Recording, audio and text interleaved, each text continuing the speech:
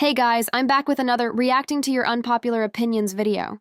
I was honestly gonna skip making this video until September because only one person submitted their opinions, but suddenly there were 9 more submissions. I have to keep on making these reminders even though few only listen, but please keep it respectful in the comments.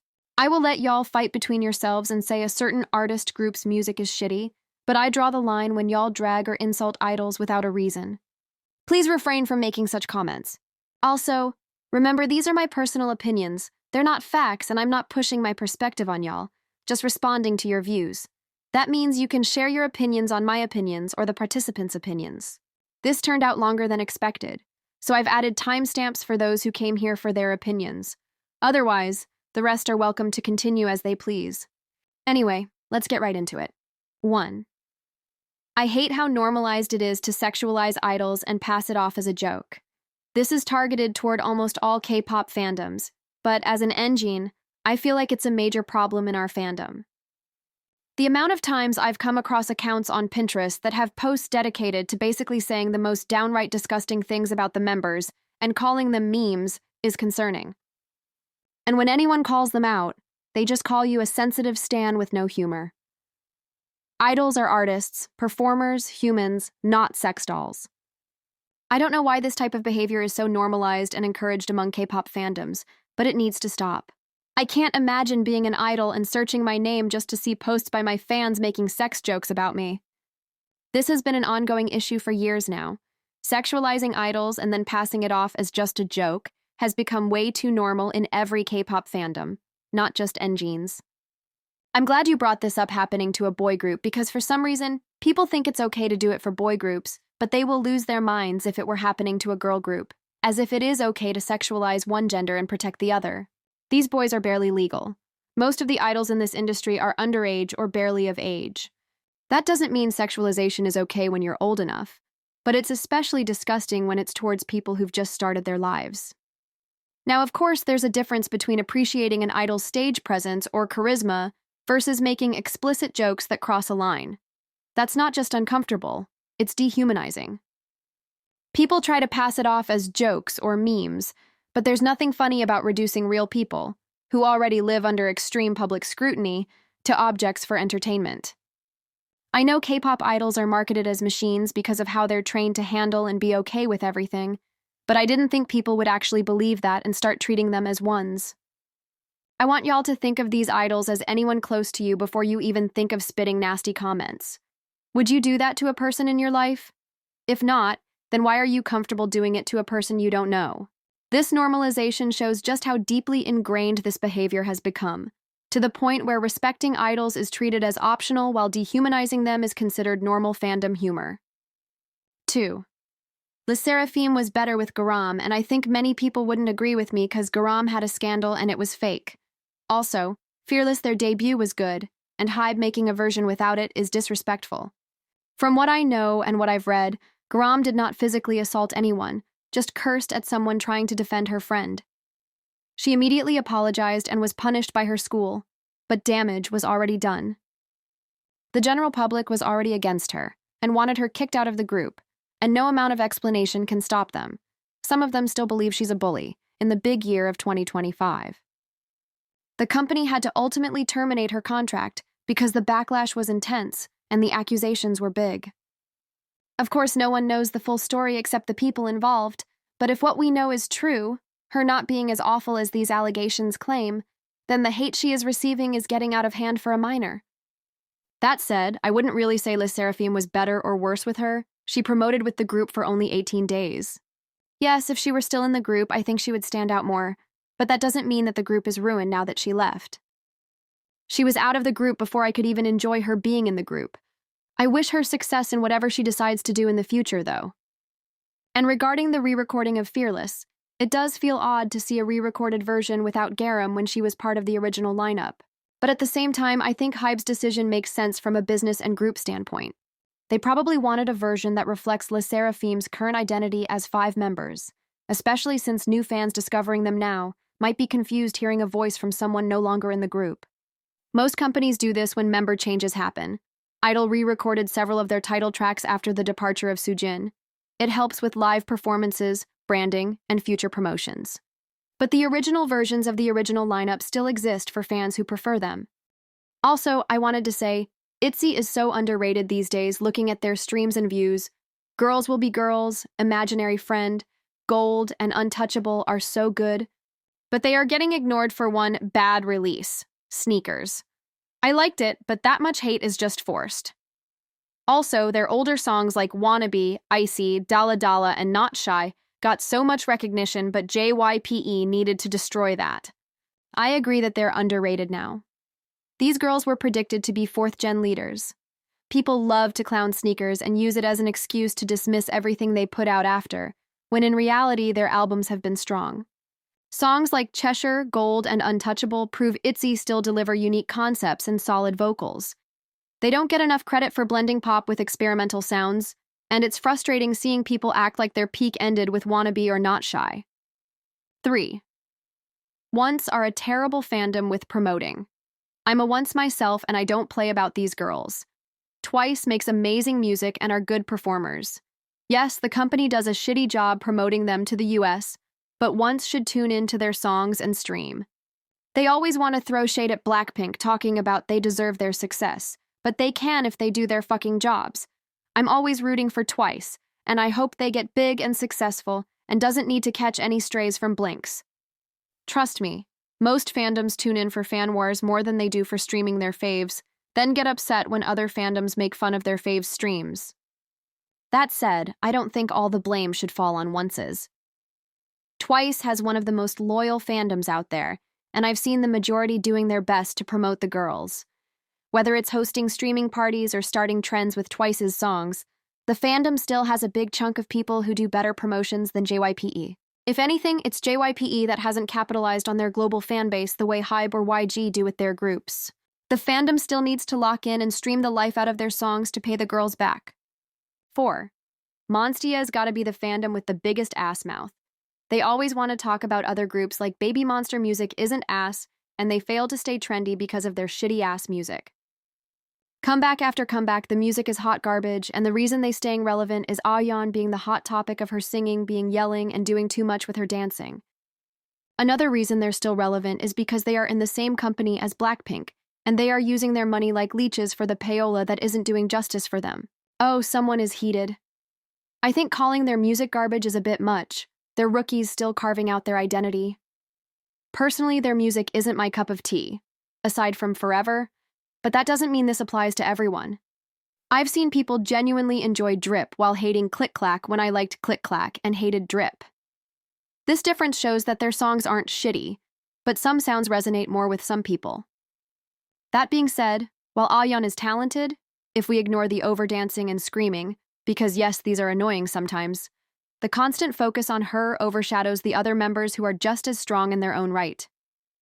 And yeah, their fandom is loud online, but honestly, the same can be said about most fandoms. This doesn't erase the fact that BabyMonster have potential. They just need time to develop beyond the YG formula. I get that their fans can make other people hate the girls and their music, but I'm hoping y'all are mature enough not to actually hate on these young girls because of the music their company gives them or the fans that shove them down everyone's throats. 5. Just because a K-pop idol acts unique and maybe has a 4D personality does not mean they're autistic.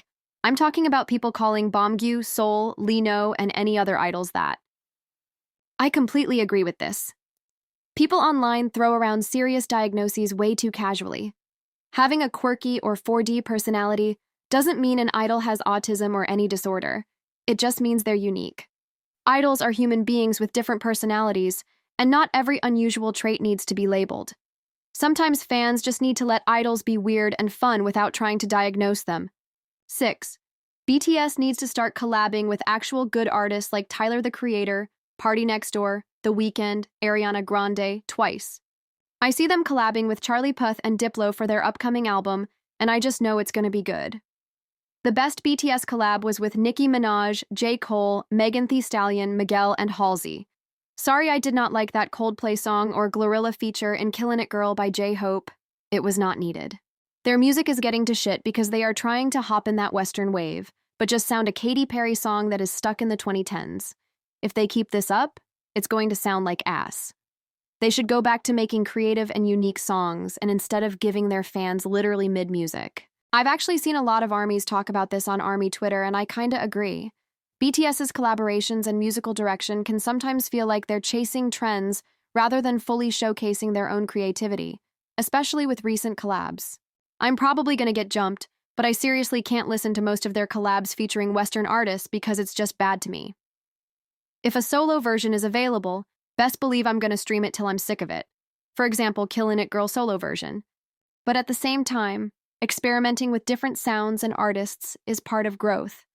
And BTS's strength has always been versatility. They don't have a distinct sound because they love to experiment with music. Not every collab is for everyone. You said you hated their collab with Coldplay, but I really love it and blast it on full volume. That doesn't mean their music is automatically mid just because it leans Western. I still stand with the opinion that BTS needs to keep pushing boundaries and making music that's distinctly theirs, rather than just following a wave, but I can enjoy a silly song that's meant for the Western market. Anyway, I'm on my toes waiting for their next album and praying it'll be a sound we're missing. 7. I'm probably going to get bashed, but I think the second generation is the worst generation in K-pop in all its aspects, whether it's the MVs that were really disgusting at the time or the outfits in colors that make you want to vomit rainbows. But the worst, I think, are the songs. They have aged so badly and vocally speaking. Apart from SHINee and Girls' Generation, all the other groups of this generation either have voices that I find weak or just unpleasant or even ugly. I'm more into the vocalist side than rap. First off, your English is perfectly clear, don't apologize. Second of all, ouch. This one physically hurt. I don't know if it's because I knew of K-pop through second gen, so I'm nostalgic, or if I just enjoy whatever you described as unenjoyable. But I think the MV colors, concepts, and sounds of second gen clearly reflected the years these songs were released in. So I wouldn't go as far as saying second gen was the worst. A lot of what people dislike now, colorful outfits, bold concepts, and flashy MVs, were actually part of what made that era so memorable and experimental. K-pop was still finding its global identity at the time, and those choices helped set the foundation for the industry we know today. Early 2000s, 2010s pop everywhere, not just in Korea. Sounds dated compared to today's production standards, but many of those tracks are still iconic and were groundbreaking at the time. I would actually go as far as saying I like most second-generation songs and vocals than I do with third, fourth, and fifth gens, but that's just what I think. Now, since your focus was the songs and vocals being bad, I can give you at least one recommendation for second-gen groups I've listened to and still listen to till this day that showcase their talent, and think you might enjoy, because I can't have you thinking all of their songs and vocals are horrible. You've already gave credit to SNSD and SHINee, and there's no denying that they have strong vocals. So I'm going to give you recs of other groups. Please don't take this as me forcing you to change your opinion or anything. I just get passionate about second-gen groups and music. They're very dear to me. And I think that if you really hate how the music sounds back then, no amount of good vocals can save it. 8. No fifth-gen boy group stands out to me, and I don't see what most of these groups offer than outcompetes other pre-existing groups, coming from a BG stan. I won't even lie to you, I can say the same thing. That said, fifth-gen boy groups are still fresh, and it feels like many of them are playing it safe with concepts that don't push boundaries. A lot of them blur together, but it takes time for groups to really find their unique identity. Takedown and how it's done from K-pop Demon Hunters is everything that I wanted Blackpink's comeback to be, and that it had the potential to be if it wasn't rushed and made by Teddy. I actually agree with this one. Everything about this comeback feels rushed, even though it's been 3 years since we had a group release. 2 years if we're counting the soundtrack for their game. With their level of popularity, they could have easily put out a groundbreaking album instead of recycling the same sound. And worst of all, we're getting a mini album. Just pray the other songs are worth the wait, y'all. I may be biased because they're my ults, but P1 Harmony have one of the strongest rap, dance, and vocal lines in the 4th gen. I know little about P1 Harmony, so I went and looked up their rap, dance, and vocal lines, and I have to say, I'm impressed. Their rap line has a distinct style that doesn't feel copy-pasted from other groups. Their dance performances are always sharp and synchronized, and vocally, they've shown a lot of stability even in tough choreographies. I think they have a lot of potential to be one of the top groups of their generation, and I will definitely check them out more. 9. IVE, as much as they're talented and pretty, have changed creatively for the worse. Look at 11. Its MV was refined, elegant, and mature, and they got right into promotions. Love Dive was sensual, intimidating, and the Cupid concept was incredible. Afterlike was perfectly over-exaggerated and fancy. Kitsch hits you on the head with boldness but is still refined. I Am is the pure definition of glamour, greatness, and confidence. But if you look at I've Mine, if you didn't have any knowledge of IV and the face were blanked out, then many might have thought that they were two separate groups. I've started off as a sensual luxury group, but devolved into lackluster concepts. I've Mine was nothing like the songs they had built their fan base on, only Holy Moly had anything similar to it. I've Switch was good, but again there was no luxury and sensuality. The China controversy happened, and Heya felt a little bit too low impact. I've Empathy is more inconsistent. Rebel Heart is great, but the chanting chorus turned people off, and reactions to Attitude weren't the best. I liked the title tracks plus TKO, but the other songs just felt like they were there. And again, all tracks lacked the IVE spark.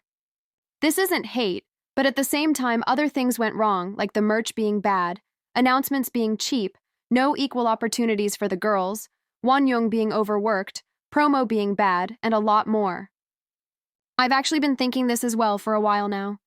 Ever since their debut, I've stood out with their elegant luxury concept, and that concept fit them so well. Lately, it feels like Starship has been all over the place with their concepts, and it doesn't always match the image that made people fall in love with them. It's not that the music is bad, but sometimes it just doesn't feel like IV anymore. Starship's handling of IV is definitely an issue here. When fans notice poor quality merch, rushed announcements, or lack of equal opportunities among the members, it builds frustration on top of musical concerns. And Wonyoung, that girl is being visibly overworked. I can't believe she still manages to put a smile on her face with all of this pressure. If only they knew how to split the work between the girls.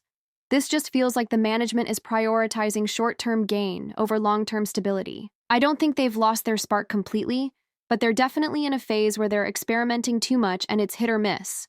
If Starship just slowed down and actually leaned into what made IV special in the first place, I feel like they could easily get back on track. 10. Sun Dongpyo, who debuted with X1 and then Maria and then Solo, should be way more popular. I remember when the show was airing, he was one of the most popular contestants. He had a lot of charisma and potential. Sadly, in K-pop, popularity often comes down to timing and company power more than talent. A different debut situation might have changed his trajectory. And it's sad because the more I look at him performing, the more I think that some people are meant to be performers, but luck isn't always on their side. Stray Kids' song didn't change that much. The B-sides still give the same vibe as before. I'm not sure if you're saying this as a compliment or a criticism, but I think it's the latter. I honestly don't keep up with Stray Kids because their music isn't really my style, aside from some of their B-sides. But their consistency is actually what makes them unique. Listeners and fans know exactly what kind of intense music they're getting with Stray Kids, and that's why they still tune in, and why the members continue producing such music. ENHYPEN is getting way too much hate because of Sunoo's solo stans. I'm a Sunoo stan and love ENHYPEN, but all of them make jokes about each other. People really always say ENHYPEN aren't friends, but when they do something that normal friends do, they're body-shaming or rude. People have split opinions on this, but I think if Sunoo was actually uncomfortable with that, he would of course tell his group mates.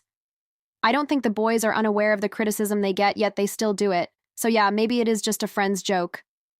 My friends are comfortable enough with each other that they do the same thing, but at the end of the day, some things aren't acceptable with some people. Also, fun fact that literally no one but me cares about, I'm actually exactly 25 days younger than Sunoo, so I'm very fond of him. I would argue that F&F Entertainment is one of the best K-pop companies right now. Just go look at AHOF and Unis. Unis are still being allowed to study, etc. Also, the staff are so nice to them and cheering them on. Yes, it's the bare minimum, but 99% of K-pop companies don't even do the bare minimum. Honestly, the fact that people consider them the best just for treating idols decently says a lot about the industry. They're doing well by their artists, but it's also the bare minimum that every company should be doing. Minors should be allowed to continue their education because this industry is unpredictable, so they should at least have a degree. I hope they're actually as good as they seem, and that more companies do the same for the artists they profit from. That is it for this video. This was a ride, my iPad is screaming for help. Also, to whoever this person is, I hope you know that you've made my day. Throughout making this video, I come across this and just instantly feel better. Thank you so much, and I love you more.